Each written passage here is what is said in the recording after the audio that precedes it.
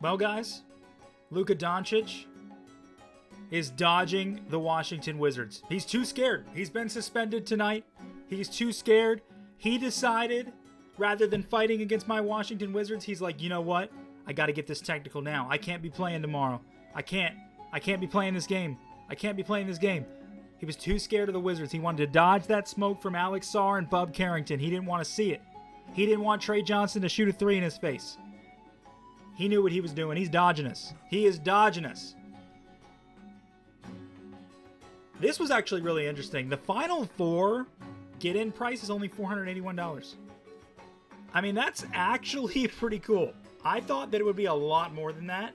Maybe it's the area being in Indianapolis, but that's actually not that bad. I would have thought it would be 1,000 easily. Tatum last night, 32, 5, and 8. I also saw something where he won Player of the Week. That is just straight narrative. He had one good game, and it was this one. I don't know why they gave him Player of the Week, but I like the guy. It's a great story that he came back. Don't get me wrong, but it's just a little bit of narrative to give him Player of the Week. I've seen players have better weeks than that. I have. But shout out to him. Hornets have been playing really well as of late, so really cool to see him put together a nice game like this. Plus 15 in a game they won by 15. How about that? Difference maker, period. Updated lottery order. This is interesting. So the Bucks moved up a spot. The Bulls moved a spot back because they're tied in the standings right now, and I guess the Bucks have that tiebreaker. New Orleans, fortunately, has moved up a little bit, so there's less danger of Atlanta moving down, but we know there's probably a chance Atlanta gets it anyway. And the thing with Atlanta is they could end up in the lottery themselves. I don't think they will, but they could.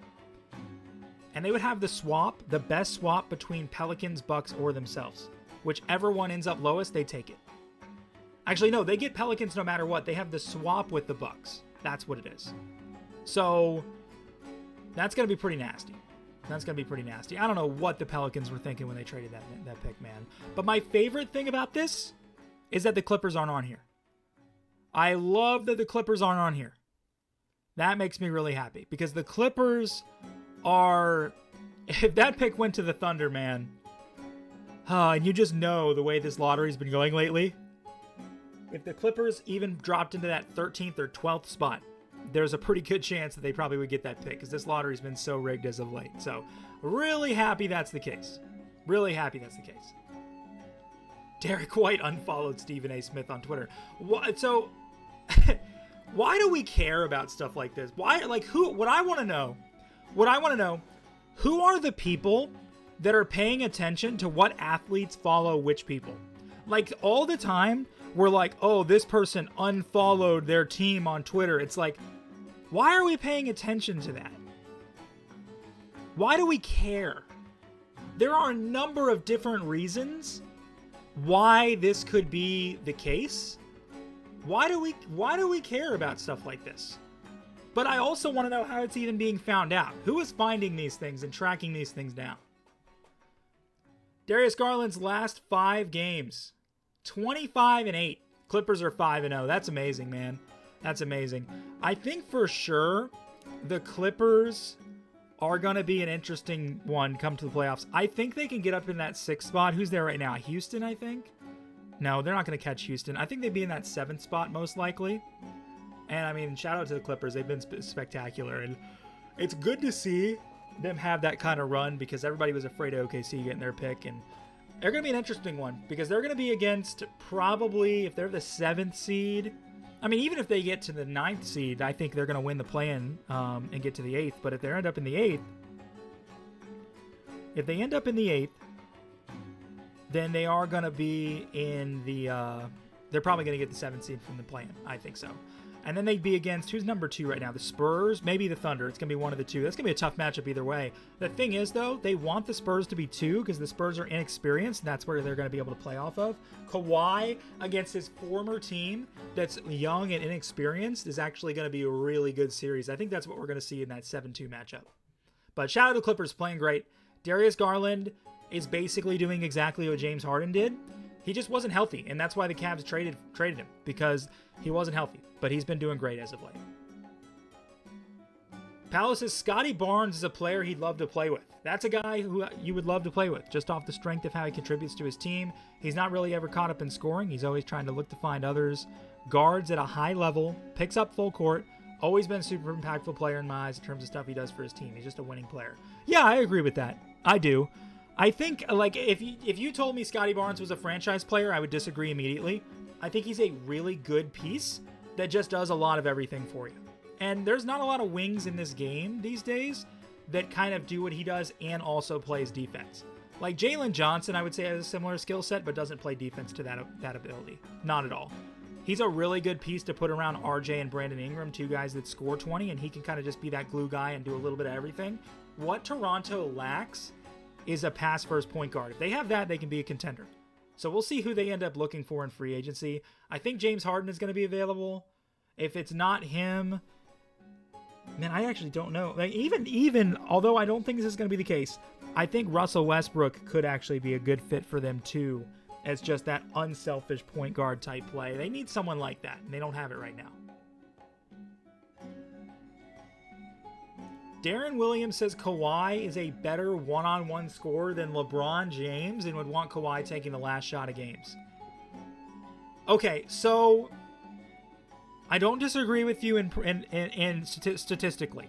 Statistically, Kawhi is a better clutch player and a better mid-range and three-point shooter. He is. But LeBron James is so athletic. LeBron in his prime as a one-on-one scorer will just bulldoze through you. The only other player I would say that's better than LeBron, better than prime LeBron off the drive, modern day, I would say is Giannis. I think Giannis is the best off the drive player that could argue modern LeBron. And then you have guys like Shaq and stuff, but Shaq didn't have as much dribble in his game as Giannis and LeBron do. But you can't for a second tell me that you know, that Kawhi he's got it over LeBron otherwise. That's just, come on, man. What are we doing? No. Don't agree at all. Don't agree at all. Considering it's just scoring, if you want to go two ways, maybe that's a different story. But considering just scoring, I disagree with Darren Williams here, 100%. Jokic and Jason Tatum, players of the week. Jokic with 26, 17, and 14 on a 4-0 record. That's amazing. Tatum, though, this looks a little cherry-picked. This looks a little media narrative. 27, 9, and 6 is great. I think they only did it just because they were undefeated this week. There were better players this week. I mean, I say that. I don't know if I can't think of anyone else. But, I mean, I bet you Jaylen Brown was better. I bet you, Cade was out, though. Jalen Duren had a great week as well. I don't know. It just feels like, maybe I'm just a casual. I heard about his performance last night. Hadn't heard about a Jason Tatum game all week otherwise. But, hey, you know what? Shout out to you. You shouldn't even be on the floor right now. So the fact that he's playing the way that he is and the Celtics look as good as ever, that's amazing. So give him credit. Definitely give him credit for that. Charlie Villanueva is taking Rondo over Lillard if he's starting an NBA franchise. Yeah, that's an interesting one. So from a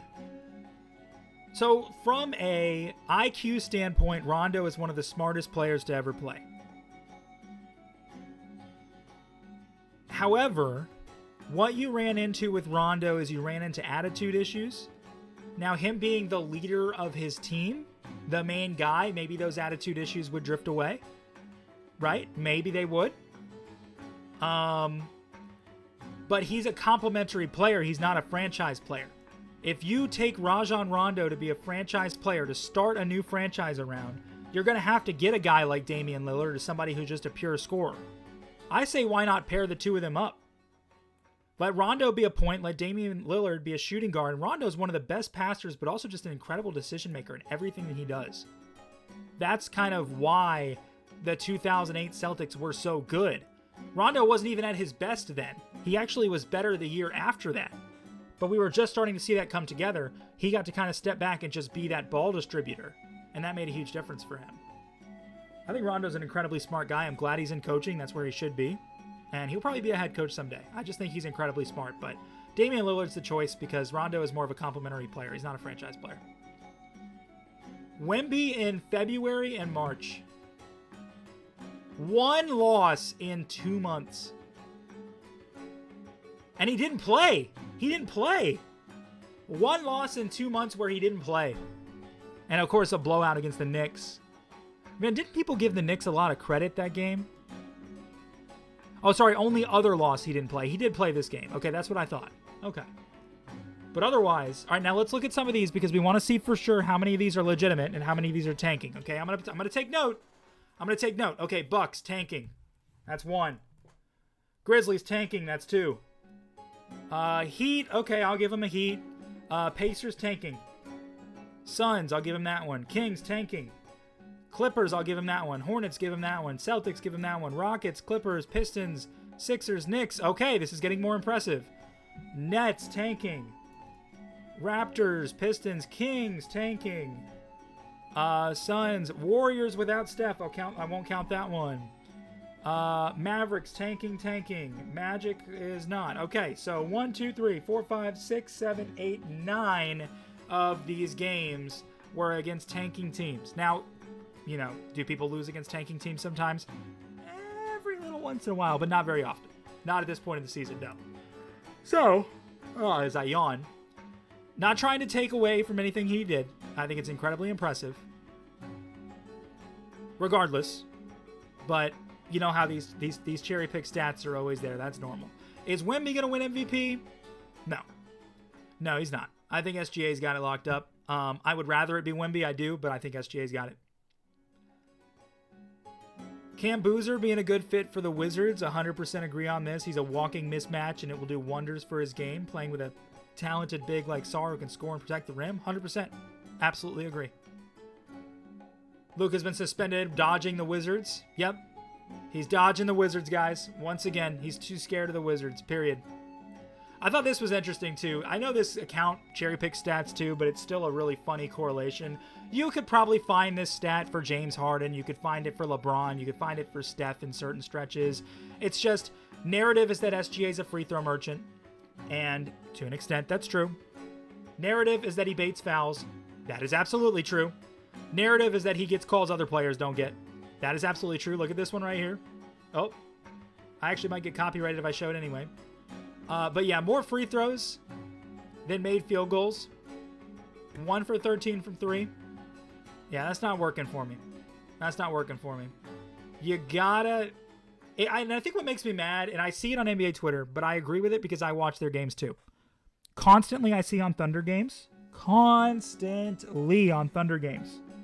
What I see is every single time... Oh my gosh, I gotta stop yawning. Every single time, what I see in Thunder games is they bark for a call every single shot they take. They figure, like Michael Jordan says, you miss 100% of the shots you don't take. And they bark for a call every time, and I think that's why they get as many calls as they do. That's like part of the mental math of what they're doing here. That's what they're putting together. Top prospects all eliminated. AJ DeBanza remains the favorite to go #1 overall in the NBA draft. Yeah, I agree. Peterson 25, Boozer 9%, Acuff. They're saying Acuff at 4.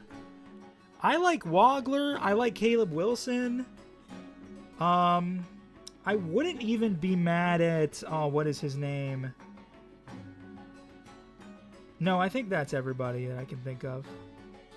Yeah, I think that's where I'd have it. I don't think I did. A lot of the other guys I wouldn't move down. Yeah. If the Wizards still had that late first round pick from the Thunder and they drafted Cam, I'd also like it if they drafted Caden. Just get that team chemistry and that comfort level immediately built to where he feels like we're taking care of him. And Caden's just going to sit on the bench all year, right? A team that's expected to contend that makes a late first round draft pick that is also trying to develop young talent all at the same time. I don't think Caden would play much. But it would make Cam happy to have his brother on the team. I think that'd be a good idea. And then Carlos would only have to go to one team's games to watch them both. So yeah, I think that'd be interesting. I think that might be something they would do if they still had that pick, but they don't. So not really into conspiracy theories, but Chris Paul traded to LA, #1 pick for the Pelicans. Anthony Davis to LA, #1 pick for the Pelicans. Luka to LA, #1 pick for the Lakers. The Wizards did trade CJ McCollum to Atlanta. No, obviously this isn't the case because the Pelicans got the #1 pick before they traded AD. He requested the trade, but they got the pick before. But it's just a funny conspiracy that I had wanted to highlight. That was pretty interesting. NBA Draft Big Board. So AJ, Darren Peterson, Cam Boozer, Caleb Wilson, Darius Acuff, Keaton Wagler, Kingston Flemings, that was the name I was trying to think of earlier. Mikael Brown fell a good bit. Lindenberg had a good tournament, and Braden Berries as well on there. And that is the NBA Twitter roundup for today. Pretty straightforward. Just wanted to go over some of the news that has been coming up. And Wemby's on a historical stretch. Thunder free throw merchants. Unethical basketball. Tanking. And Luka's trying to dodge the Lakers. That's it. Hey, this is me on Twitter. Follow me. I'll see you guys for the next one.